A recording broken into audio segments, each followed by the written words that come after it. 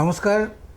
এসডিটিভির ভোটযুদ্ধ অনুষ্ঠানে আজকে আমরা সঙ্গে পেয়েছি দুর্গাপুর পশ্চিমের ভারতীয় জনতা পার্টির প্রার্থী লক্ষণ ঘড়ুইকে। স্বাগত আপনাকে। নমস্কার। প্রথমেই যে প্রশ্ন দিয়ে আপনার কাছে শুরু করব সেটা হচ্ছে যে ভোট ঘোষণা হয়ে গেছে, আর কদিন পরেই নির্বাচন, 23 তারিখ। প্রথম ফেসেই আমাদের এদিকটা হচ্ছে, তো খুব স্বাভাবিকভাবে গোটা রাজ্য জুড়েই একটা এসআইআর আবহ বা পরিস্থিতি চলছে।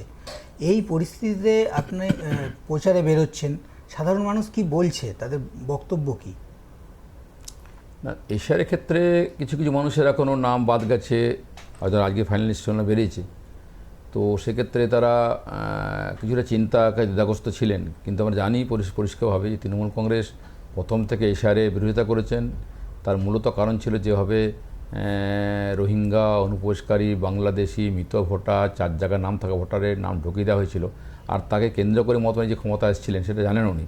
আর তার জন্যে 12টা রাজ্যে এশিয়ার হচ্ছে, কোথাও বিরোধিতা হয়নি, শুধু পশ্চিমবঙ্গে বিরোধিতা হয়েছে। আর বিরোধিতার কারণটা জানি, শুধু অবৈধ ভোটার দিয়ে উনি ভোটে জিতছিলেন, আর নাম বাদ যাওয়ার ফলে তিনি আতঙ্কের মধ্যে ছিলেন বলে এই ধরনের বিরোধিতা করেছেন। কিন্তু আজকে বাংলার মানুষ বুঝে গেছেন বাস্তব চিত্র কী আছে না আছে। আমার কেন্দ্রেও প্রায় 35,000 নাম বাদ গেছে, কিছু বৈধ ভোটার নাম বাদ গেছে। তার কারণটা ছিল তৃণমূল কংগ্রেস যারা বিএলও ছিলেন বা যারা অফিসার ছিলেন, তার ইচ্ছেভাবে নামের স্পেলিং ভুল করে দেওয়া, তাকে নাম ডকুমেন্টস থাকা সত্ত্বেও সেটাকে অ্যাকসেপ্ট না করা, বিভিন্ন ডিস্টার্ব করেছেন। আমরা বলেছি এখন আর কিছু করার নেই, যাতে বৈধ ভোটার এই ভোটের পরেও তার নাম তোলার সুযোগ থাকবে, কোনো বৈধ ভোটারের নাম বাদ যাবে না, আগামী দিনে সেই ব্যবস্থা হবে। এই যে বলছিলেন যে বৈধ ভোটারেরও কিছু নাম বাদ গেছে, এটা কি ভোটে কোনো তার প্রভাব পড়বে বলে মনে করছেন? খুব বেশি নেই, সামান্যতম আছে, কিন্তু একটাও বাদ যাবে কেন?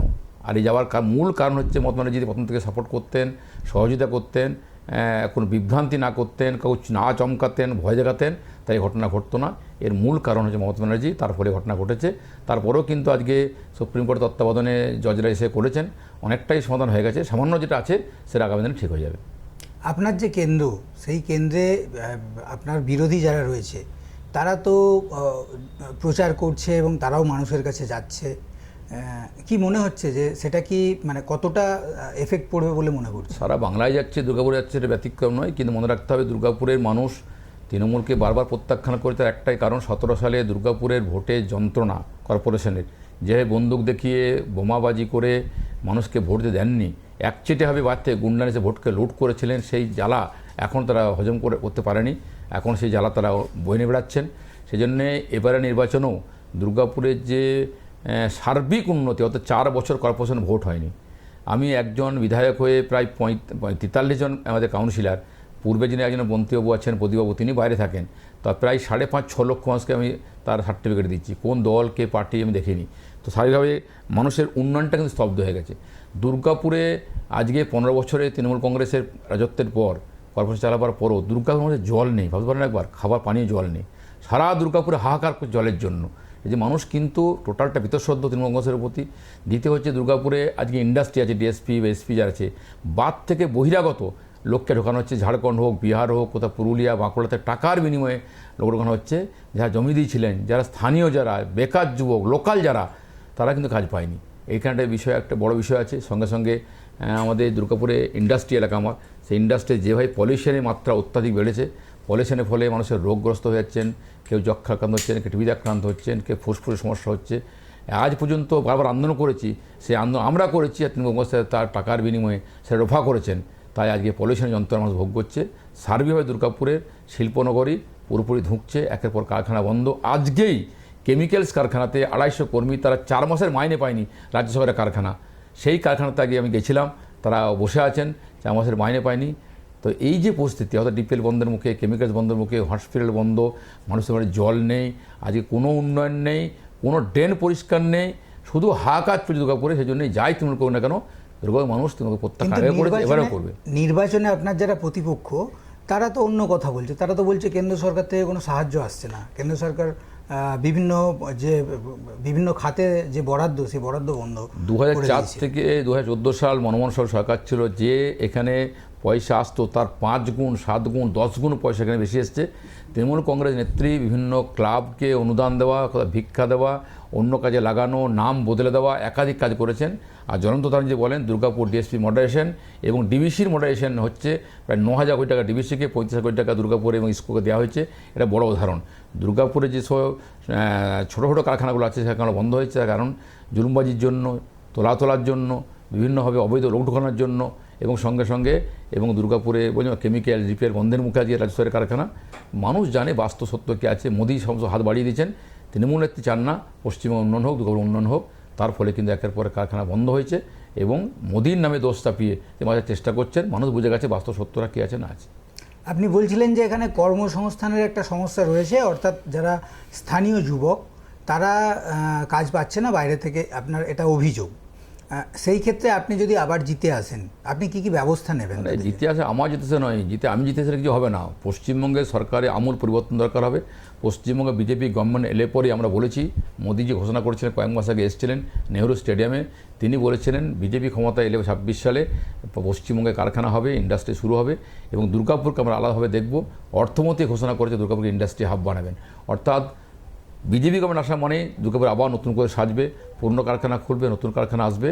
আর নতুন কারখানা খুললে, পুরনো কারখানা খুললে পরেও দুর্গাপুরে যারা বেকার যুবক, স্থানীয় যারা বেকার যুবক, তারাই অজ্ঞাত পাবে, তারাই কর্মস্থানে কাজ করবে। কোনো বহিরাগত লোককে এখানে কোনো নিয়োগ করা যাবে না। আমরা পরিষ্কারভাবে আগে বলেছি। হ্যাঁ, অবশ্যই কিছু ইঞ্জিনিয়ার লাগবে, কোনো বিশিষ্ট লোককে লাগবে, নিশ্চয়ই তারা আসবেন, ইন্টারভিউ দেবেন, তার মধ্যে কাজ করবে। কিন্তু যারা কন্ট্রাক্টর হিসেবে লেবার বা যারা এমনি ক্যাজুয়াল লেবার, সব সময় 10,000 20,000 লোক কাজ করছে, সেই ধরনের লোককে বাদ থেকে পয়সা মেরে ঢুকে দেওয়া, এটা কখনো আমরা মানব না। এবং লোকাল ছেলে চাকরি পাবে এবং তার ব্যবস্থা সম্পূর্ণ আমরা করব। রাজ্য জুড়েই এসআইআরের পরে যে ভোটার তালিকা প্রকাশ পেয়েছে, আপনি কি মনে করছেন গোটা রাজ্য জুড়ে এর কোনো প্রভাব পড়বে? প্রভাব তো পড়বেই। আপনি ভাবুন না, একটা আমি দুর্গাপুর পূর্বে 3,000 ভোটে আমরা হেরেছিলাম 21 সালে। 27,000 নাম বাদ গেছে। আমারটা ছেড়ে দিয়ে আমি 15,000 ভোটে জিতেছিলাম। তিনি পাণ্ডবেশ্বর আজকে 2,500 ভোট 3,000 ভোটে হেরেছিলাম। আজকে মমতা ব্যানার্জি বলুন, আজকে কলকাতা 81 সিট বলুন, সেখানে কোথায় 25,000 30,000 ভোটে জিতেছেন। সেখানে বাদ গেছে 55,000 60,000 নাম বাদ গেছে। এই নামগুলো কার নাম?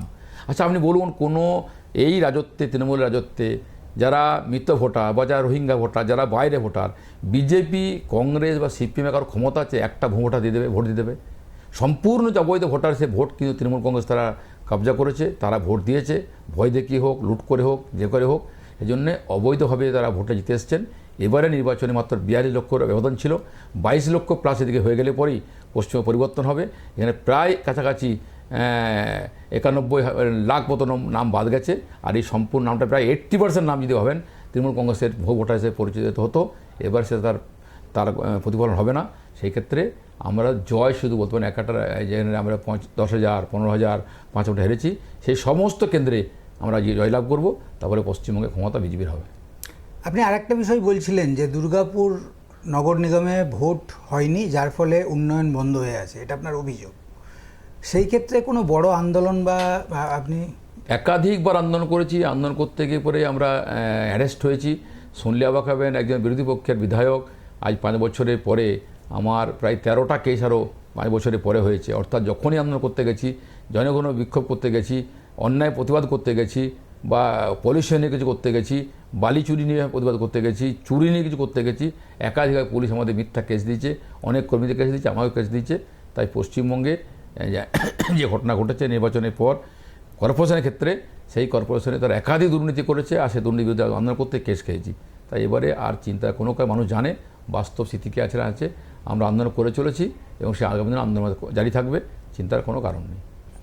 এত কর্মসংস্থান, এত উন্নয়ন ইত্যাদি নিয়ে যখন কথা হচ্ছে, তখন আরেকটা প্রশ্ন, সেটা হচ্ছে যে আপনি বিধায়ক হিসাবে এতদিন কাজ করেছেন এবং আপনি আবার প্রার্থী ভারতীয় জনতা পার্টি থেকে।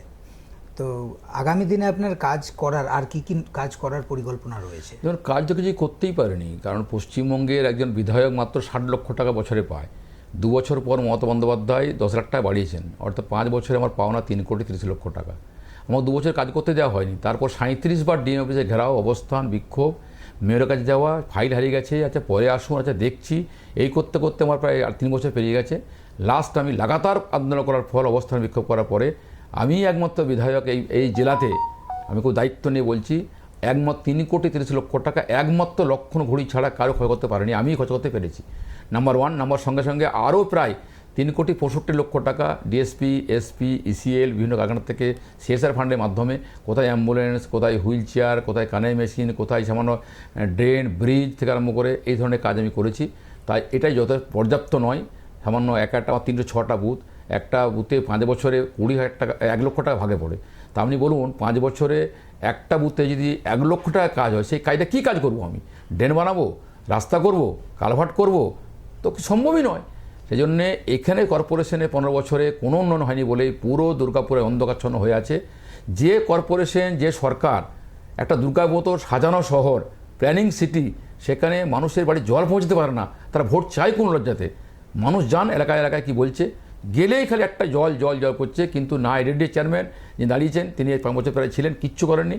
এবং কর্পোরেশন যিনি মেয়র ছিলেন বা এমআইসি ছিলেন, কাউন্সিলর ছিলেন, তারা কিছু করেনি বলে দুর্গা মানুষের হাহাকার চলছে। আমরা বলছি এই নির্বাচনের পর বাংলায় বিজেপি ক্ষমতা আসবে, দামোদর নদীকে সংস্কার করব এবং প্রত্যেক বাড়িতে জলের ব্যবস্থা করব এবং প্রতিটি বাড়িতে জল জল মিশনের নামে টাকা মোদি অ্যালার্ট করেছেন, পাইপ এসে পড়ে আছে, সেই কাজটা করতে দেওয়া হয়নি। এই কারণেই করতে দেওয়া হয়নি যে বাড়ি বাড়ি জল যে চলে যায় সমস্যা মিটে যাবে আর মোদিজির নাম হয়ে যাবে, মোদিকে লোকে ভোট দেবে বলে জলের কাজ করতে দেওয়া হয়নি। দুর্ভাগ্যজনক, লজ্জাজনক। আমরা এর প্রতিবাদ শুরু করেছি। আগামী দিনে মানুষের ঘরে জল পৌঁছে দিয়ে এই কাজকে আমরা শেষ করব। আপনি কি যদি জিতে আসেন, আপনি নতুন কোনো শিল্প, বড় কোনো কলকারখানা? অবশ্যই মোদিজি বলেছেন ইন্ডাস্ট্রি হাব বানাবেন। আমরা আশা করছি দুর্গাপুরের একাধিক কারখানা বন্ধ আছে, সেই কারখানা যেমন খুলবে, নতুন নতুন কারখানা এখান থেকে আবার শুরু হবে। তার ফলে দুর্গাপুর আবার 60 দশকে যে কারখানা ছিল, একসময় জার্মানির সঙ্গে তুলনা হতো দুর্গাপুরকে সেই রুরাল অঞ্চল হিসাবে, সেই দুর্গাপুর আবার সমহিভাবে ফিরে আসবে। কারণ দুর্গাপুরের নাম সারা ভারতবর্ষ মানুষ জানেন শিল্পাঞ্চল হিসাবে, কিন্তু আজকে সেই শিল্পাঞ্চলের না মানুষ আছে, না শ্রমিক আছে, না কারখানা আছে। আমরা মোদিজির নেতৃত্বে সেই কারখানা আবার ফিরিয়ে নিয়ে আসবো, মানুষকে কাজ দেবো, লোকাল বেকার যুবকরা কাজ পাবে, আবার দুর্গাপুর নতুন আলোয় সাজবে, এটা আমি মনে করি। অনেক ধন্যবাদ আপনাকে আমাদের সঙ্গে এই অনুষ্ঠানে যোগ দেওয়ার জন্য। আপনারা দেখছিলেন এসডিটিভির অনুষ্ঠান ভোটযুদ্ধ। আজ এ পর্যন্তই। নমস্কার।